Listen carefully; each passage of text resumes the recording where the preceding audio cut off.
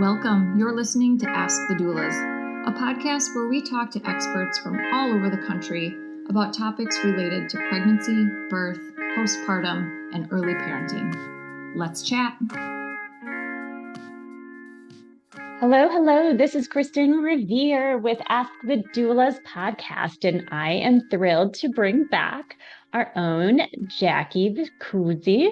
And she is one of our sleep consultants and amazing all around. And not only does Jackie work for us, but she is also a private sleep consultant, mom to two, and a baby and toddler music teacher. So good to have you back, Jackie. Hi, thank you. Yeah, it's good to be back.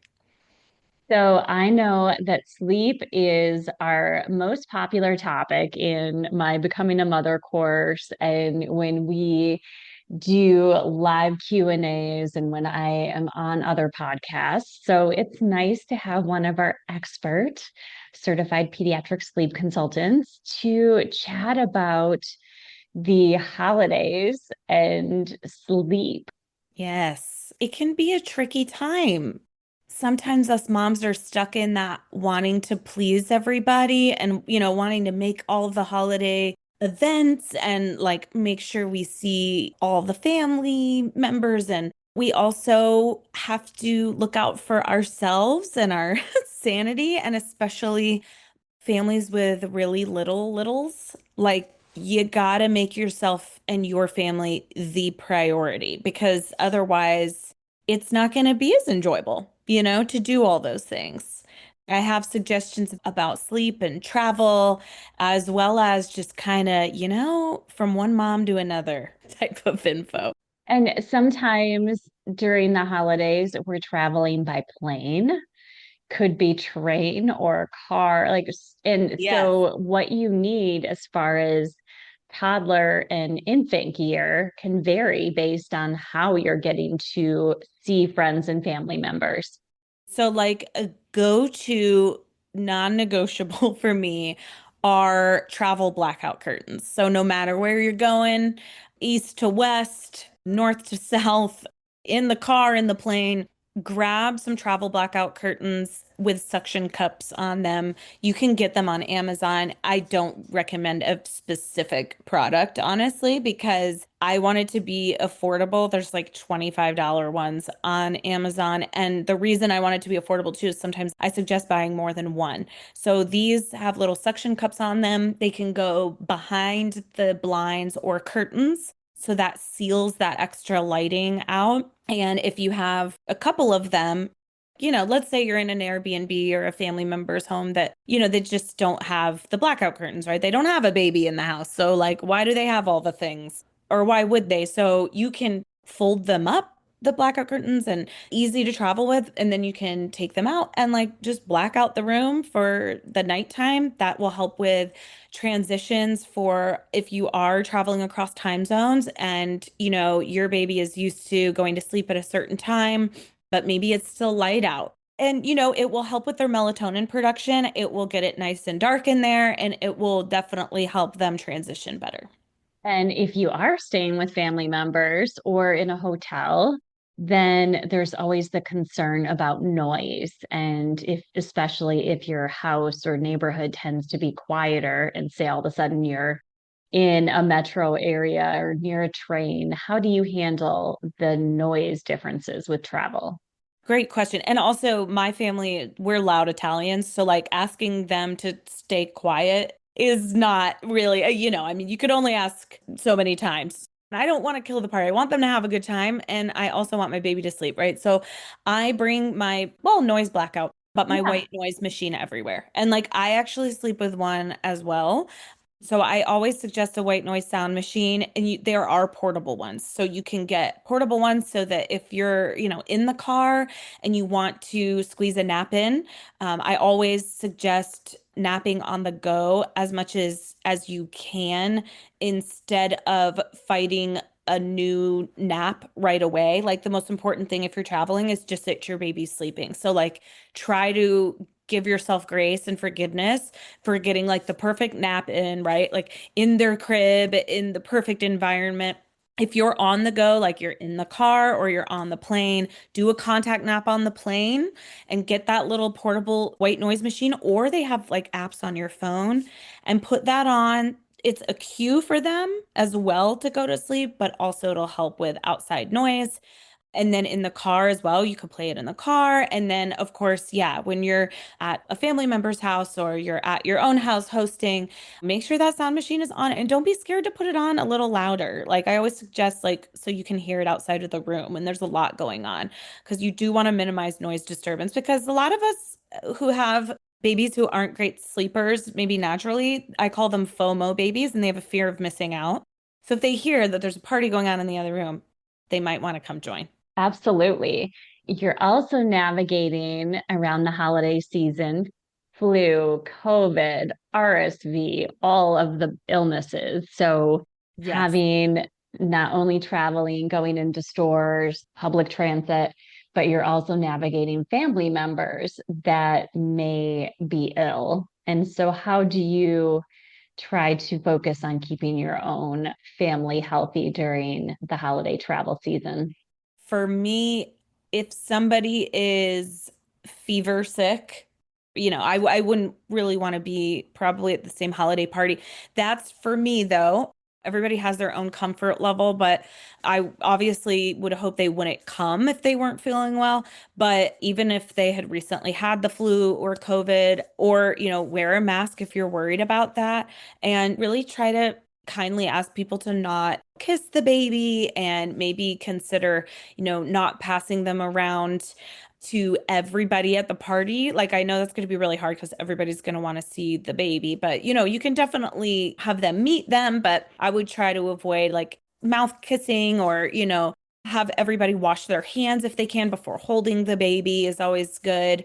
Any sort of preventative measure that you can, then don't be scared if you're local and if you guys aren't feeling well, like to not go.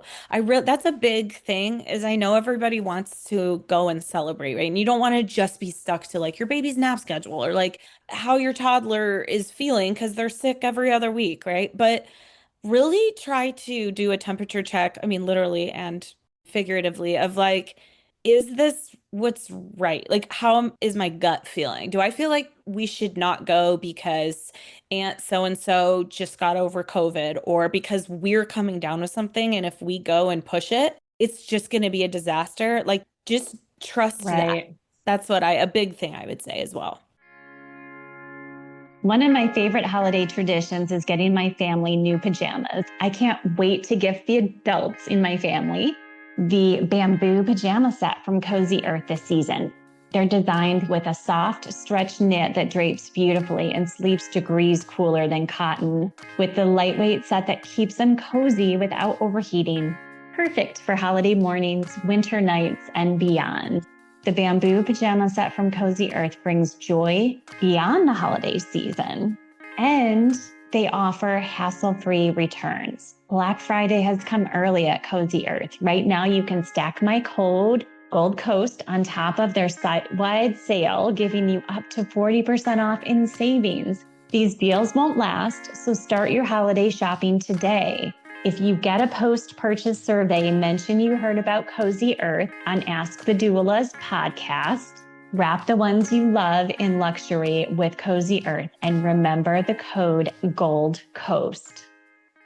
I like that you mentioned don't kiss the baby and passing around. Like I found when my kids were little that baby wearing and keeping them wrapped and close to me helped a lot with that. So it was too challenging to get them out of the wrap, and my kids would fall asleep in it. So I could be socialized helping, and then they are with me. And same with like a quick run in the store. It was worth it for me to not deal with having the shopping cart and the car seat and all of that out. It's just baby wearing was my way to try to keep them as protected as possible during the holiday germ season when you have to run to the store.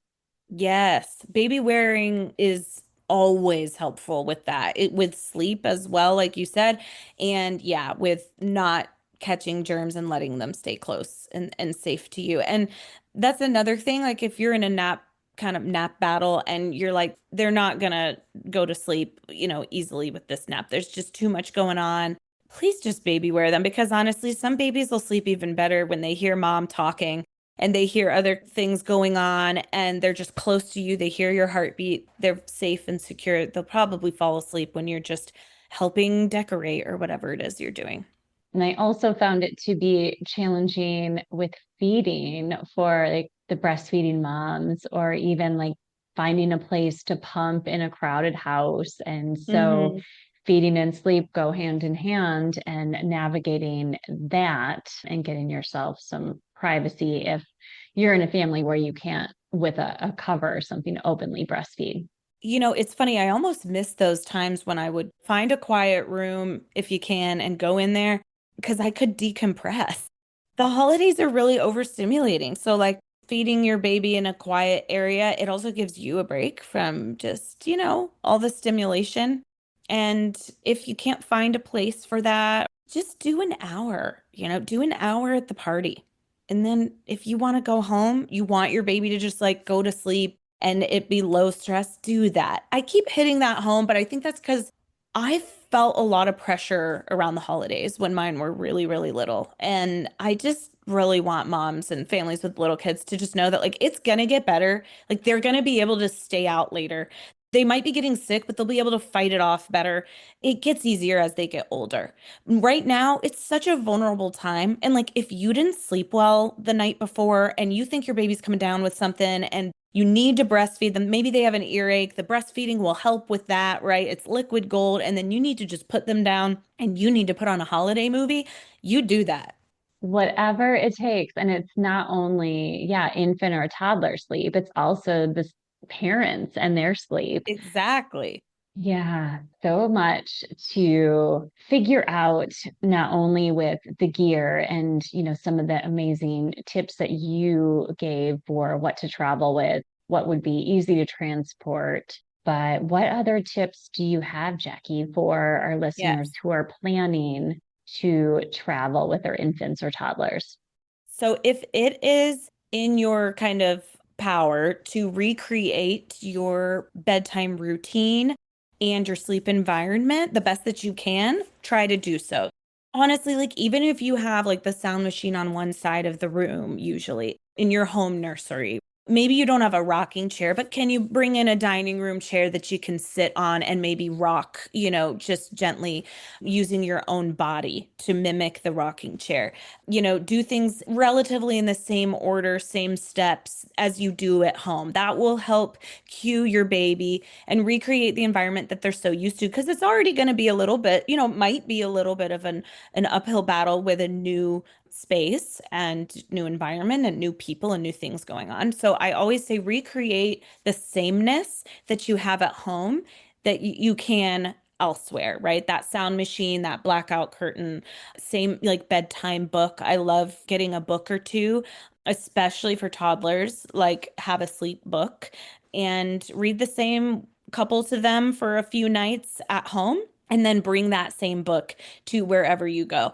Similarly to if you have a slumber pod is really helpful. So there's the blackout curtains, but then there's the slumber pod, which is basically like a big tent for your baby. And like it goes over the pack and play. And that can help it be very, very dark and cozy.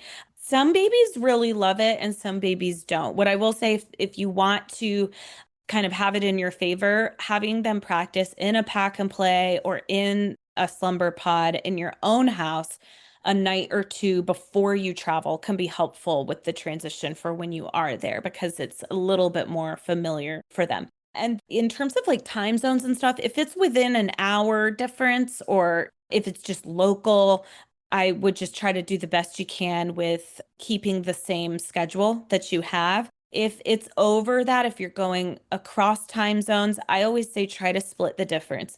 So don't, try to jump right to that time zone, because I mean, they're little people like we are. Sometimes it could take a few days to adjust, but maybe if it's a 3-hour difference, you try to hit that hour and a half mark where you get it maybe an hour and a half close to what you're normally doing, and then fade it by about 15 minutes or 30 minutes each day. And I would only recommend doing that if you're going to be gone for more than like 5 to 7 days in a new time zone. Otherwise, you might just want to split the difference of an hour and a half, and then you won't be too off schedule for when you get back. One last one that sometimes Yeah. people forget about is if you're going in a hotel or in cousin's house or something like that, don't be afraid to look in like big closets or like big bathroom spaces where there might be like a bathroom hallway. Make sure it's ventilated, but check out those spaces for sleep spaces, because one time I used a laundry room and it was great because it was pretty much dark in there anyway. So had to do very minimal, and there was very little foot traffic. There was a vent in there. It was close to my room. So anyway, get creative with your sleep spaces if you think it's going to be optimum for like less sleep disturbance and light coming in and all those things. I was going to ask, as far as our listeners wanting to connect with you, within Gold Coast, you offer customized sleep plans. So it's not just a template that is given to every family. This is Mhm. customized based on the family's needs for their infant or toddler. And so, how can they work with you? Yeah, so go to Gold Coast Doulas and go under the sleep consultant tab, and you can find me and you can book a free intro call, and that's where we'll just chat for like 10 minutes. Honestly, just to get to know each other and make sure that, I can help you and you are, heading in the right direction of what sort of sleep support that you need. And like you said, Kristin, I really think that it's what makes us stand out, because you can find sleep courses that will definitely be helpful, especially first time moms. But if you're having real severe sleep deprivation and sleep struggles, just know that it's really real. You're not alone. It's nothing that you're doing wrong. It's just that some babies and toddlers really have more trouble sleeping, and you may need more than a templated approach. You may need more than kind of a one size fits all that would work with most babies. You may need a step-by-step approach and strategy that is customized to your family's needs, your family's schedule, and your baby's needs, because everyone's a little different. So behaviorally, psychologists do this all the time where it's a very customized plan. And so we do that with sleep behavior as well. And you have some amazing videos on Gold Coast Instagram and YouTube, so our listeners can learn more from you at Gold Coast Doulas. Thanks so much, Jackie. Thank you. Happy holidays. Thanks for listening to Ask the Doulas. For more information about Gold Coast Doulas, visit us on our website, goldcoastdoulas.com. We're also on Instagram, Facebook, and YouTube. If you like this podcast, please subscribe and give us a 5-star review. Thank you. Remember, these moments are golden.